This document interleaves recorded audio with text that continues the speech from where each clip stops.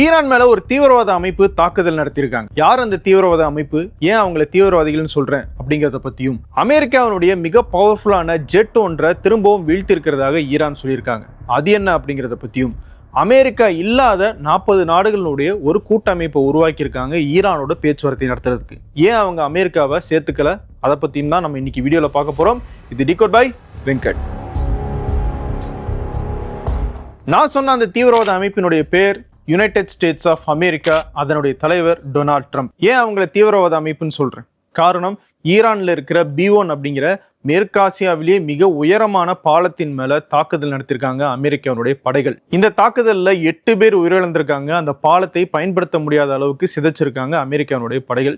அந்த தாக்கப்பட்ட வீடியோவை தன்னுடைய ட்ரூத் சோஷியல் மீடியாவிலையும் பதிவிட்டிருக்காரு டொனால்ட் ட்ரம்ப். பதிவிட்டு என்ன சொல்றாரு, சீக்கிரம் இந்த மாதிரி ஒவ்வொன்றாக நாங்கள் அடிச்சு நொறுக்குவோம், விரைவில் ஈரான்ல இருக்கிற அரசாங்கம் எங்களோட பேச்சுவார்த்தைக்கு வரணும் அப்படிங்கிற அழுத்தத்தை அதன் மூலமாக கொடுத்திருக்காரு. இது மட்டுமா? கிடையாது. இன்னொரு பக்கம் இந்த போர் தொடங்கினதுல இருந்து ஈரான்ல 20 மருத்துவமனைகள் மேல தாக்குதல் நடத்தப்பட்டிருக்கு. சமீபத்துல 1920 உருவாக்கப்பட்ட பாஸ்டர் இன்ஸ்டிடியூட் ஆஃப் ஈரான் அப்படிங்கிற மிகப்பெரிய மருத்துவமனை மேல அமெரிக்காவும் இஸ்ரேலும் சேர்ந்து தாக்குதல் நடத்திருக்காங்க. அதுல அந்த மருத்துவமனை முற்றிலும் முடங்கி போயிருக்கு, பயன்படுத்த முடியாத நிலைமைக்கு ஆகியிருக்கு அப்படின்னு உலக சுகாதார மையத்தினுடைய டைரக்டர் ஜெனரல் டெட்ரோஸ் சொல்லியிருக்காரு. 1920 இருந்து ஒரு மருத்துவமனை செயல்பட்டுக்கிட்டு இருக்கு அப்படின்னா அது எவ்வளவு தூரம் மனிதர்களுக்கு உதவியாக இருந்திருக்கும் அப்படிங்கிறத யோசிச்சு பார்க்கணும். அது மட்டும் இல்ல, உலக சுகாதார அமைப்போட சேர்ந்து பல்வேறு ஆராய்ச்சிகளையும் இந்த மருத்துவமனையில பண்ணிக்கிட்டு இருக்காங்க. அப்போ உலகத்துக்கே உதவுற வகையில ஒரு மருத்துவமனை இருந்திருக்கு. அந்த மருத்துவமனையின் மேல அமெரிக்காவும் இஸ்ரேலும் சேர்ந்து தாக்குதல் நடத்திட்டு அதை பெருமையா வர பேசிக்கிட்டு இருக்காங்க. பாலங்களை அடிச்சு நொறுக்கிறது, மருத்துவமனைகள் மேல தாக்குதல் நடத்துறது, பள்ளிகள் மேல தாக்குதல் நடத்துறது, இதெல்லாமே சர்வதேச போர் விதிகளின் அடிப்படையில ஒரு போர் குற்றம். இன்னொன்னு யோசிச்சு பாருங்க, இன்னைக்கு ஈரான்ல இருந்த அந்த பாலத்தின் மேல நடத்தப்பட்ட தாக்குதல ஒருவேளை ஈரான் அமெரிக்காவில் இருக்கிற ஏதாவது ஒரு பாலத்தின் மேல நடத்திருந்தா என்ன சொல்லியிருப்பாங்க? தீவிரவாத தாக்குதல் நடத்திருக்காங்கன்னு சொல்லியிருப்பாங்க. ஈரான்ல இருக்கிறது ஒரு தீவிரவாத அரசு அப்படின்னு உலகம் முழுக்க செய்தியை பரப்பியிருப்பாங்க. இந்தியா உட்பட உலகம் முழுக்க நடந்த தீவிரவாத தாக்குதல்கள் எல்லாம் நம்ம எடுத்து ஒரு ஹிஸ்டாரிக்கல் ரீவிசிட் பண்ணோம்னா எங்கெல்லாம் நடந்திருக்குன்னு பாருங்க. மத வழிபாட்டு தலங்கள்ல நடந்திருக்கு, ரயில்வே ஸ்டேஷன்ஸ்ல நடந்திருக்கு, மருத்துவமனைகள்ல நடந்திருக்கு. இப்படி பொதுமக்கள் கூடுற இடங்கள்ல தான் இந்த தீவிரவாத தாக்குதல் எல்லாமே நடந்திருக்கு. தீவிரவாதிகள் எதையெல்லாம் குறி வைப்பாங்களோ அதே மாதிரியான இலக்குகளை தான் அமெரிக்காவும் இஸ்ரேலும் சேர்ந்து ஈரான்ல குறி வச்சிருக்காங்க. அப்போ அமெரிக்காவை தீவிரவாத அரசு அப்படின்னு நம்ம சொல்றதுல என்ன தப்பு இருக்கு?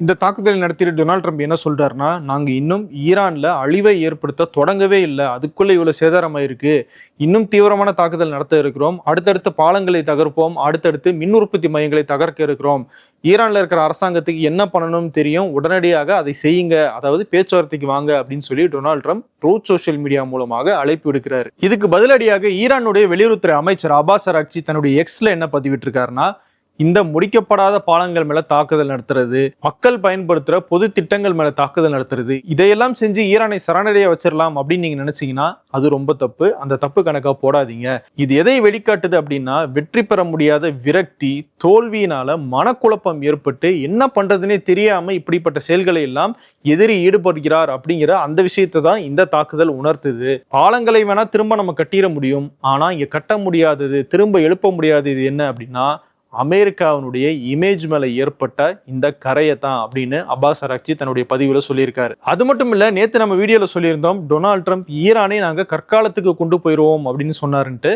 அதுக்கு பதிலடியாக அப்பாஸ் அராக்சி என்ன சொல்லியிருக்காருன்னா, கற்காலத்தை நம்ம நோக்கி போய் பார்த்தோம்னா அப்போ வளைகுடா நாடுகள்ல எங்கேயுமே எண்ணெய் உற்பத்தி நடக்கல. அப்படிப்பட்ட ஒரு நிலைமைக்கு நீங்க வளைகுடாவை கொண்டு போகணும்னு நினைக்கிறீங்களா? யோசிச்சு பார்த்துக்கங்க அப்படின்னு சொல்லியிருக்காரு. இதுக்கு என்ன அர்த்தம் அப்படின்னா, எங்களுடைய மின் உற்பத்தி திட்டங்கள் மேல, எங்களுடைய எண்ணெய் மேல, எங்களுடைய நாட்டை நீங்க முழுமையாக சிதைக்கணும்னு நினைச்சீங்கன்னா அதனுடைய விளைவு வளைகுடா முழுக்கவுமே அழியிற நிலைமை ஏற்படும் அப்படின்னு அப்பாஸ் அராக்சி எச்சரிச்சிருக்காரு. நம்மளுடைய நேத்து வீடியோல IRGC அமெரிக்காவுக்கு ஒரு வார்னிங் கொடுத்ததாக சொல்லியிருந்தோம். என்ன வார்னிங்?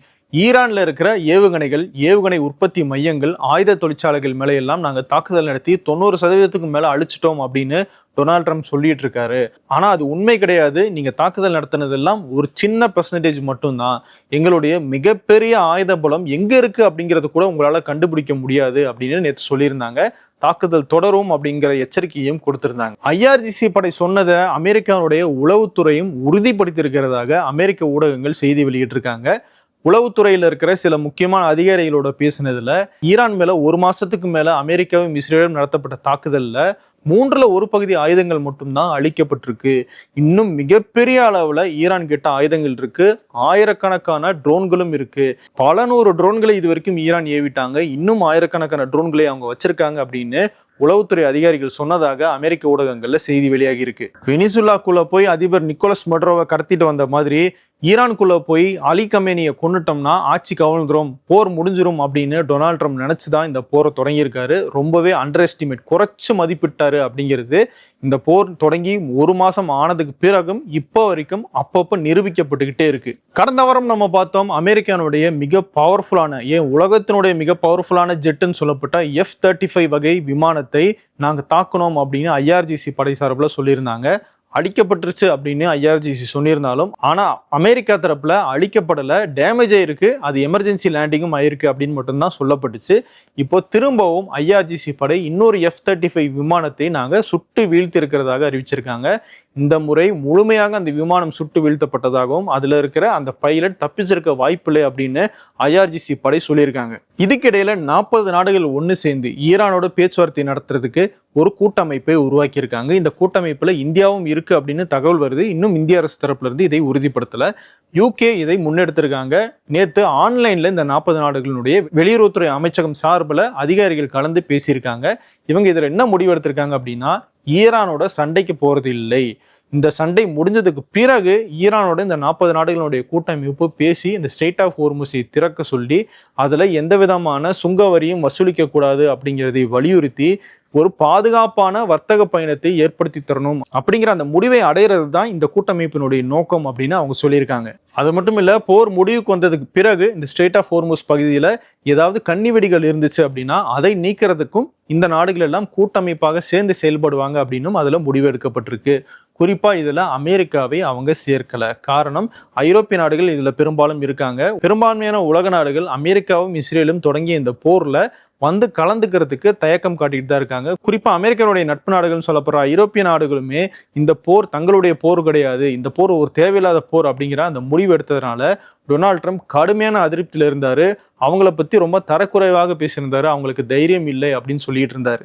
ட்ரம்ப் சொல்ற மாதிரி ஆயுத உதவியோ கடற்படை உதவியோ செஞ்சிருந்தாங்க அப்படின்னா இந்த ஸ்ட்ரெய்ட் ஆஃப் ஹோர்முஸ் வழியாக பல ஆண்டுகளுக்கு சுமூகமாக பாதுகாப்பாக வர்த்தகம் நடக்காது அப்படிங்கிறது இந்த நாடுகளுக்கு எல்லாம் தெரிஞ்சிருக்கு. அதனாலதான் அமெரிக்கா இல்லைனாலும் பரவாயில்ல, நம்ம ஈரானோட பேசி அந்த ஸ்ட்ரெய்ட் ஆஃப் ஹோர்முஸை திறந்துடலாம் அப்படிங்கிற முடிவுக்கு இந்த நாடுகள் எல்லாம் வந்திருக்காங்க. குறிப்பா பிரான்சினுடைய அதிபர் இமானுவேல் மேக்ரன் அவர் ட்ரம்ப் மேல கொந்தளிச்சு பேசியிருக்காரு. Écoutez, je vais pas rentrer, on parle de choses trop graves, on parle de guerre, on parle aujourd'hui de femmes et d'hommes qui sont au combat, de femmes et d'hommes et de civils qui sont tués, de la guerre qui sévit dans cette région.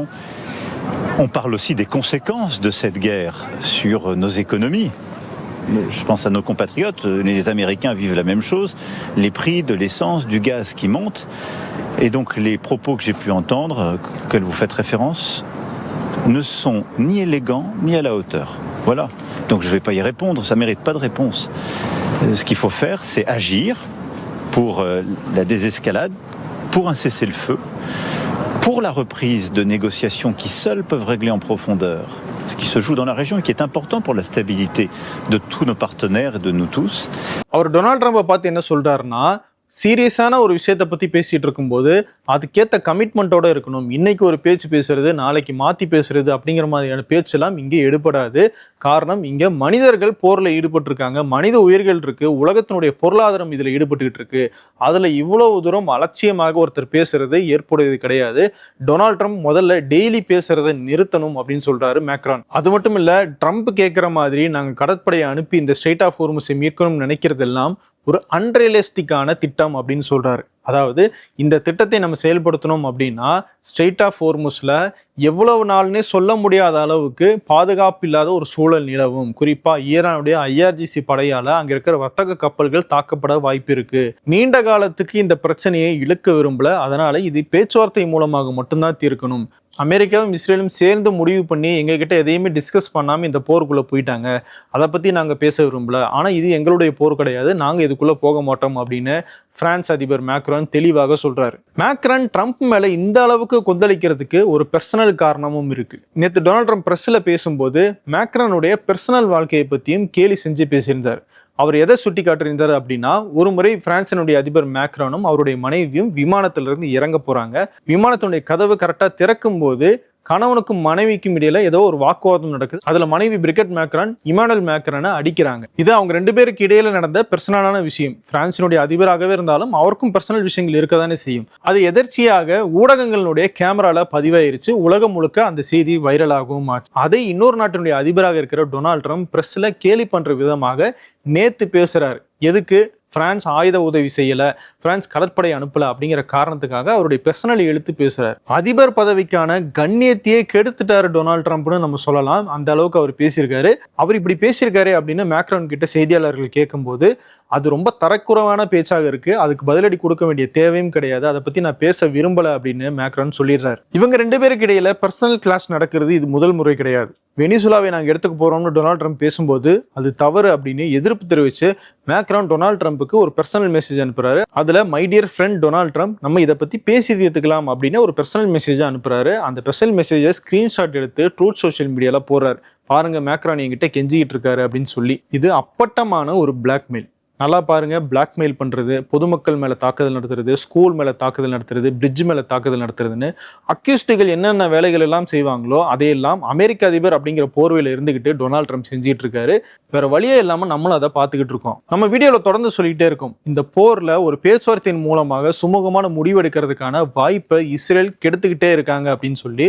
அந்த அடிப்படையில் கமால் கராசை அப்படிங்கிற ஈரானுடைய முன்னாள் வெளியுறவுத்துறை அமைச்சர், இவர் தான் இப்போ ஈரானுடைய வெளியுறவுத்துறை கொள்கை வகுப்பாளர், அதனுடைய தலைவராகவும் இருக்காரு. ரொம்ப முக்கியமான நபர். இவங்க சொல்ற மாதிரி சுப்ரீம் லீடர் அலி கமேனி மாதிரி மத அடிப்படைவாதி எல்லாம் இவர் கிடையாது.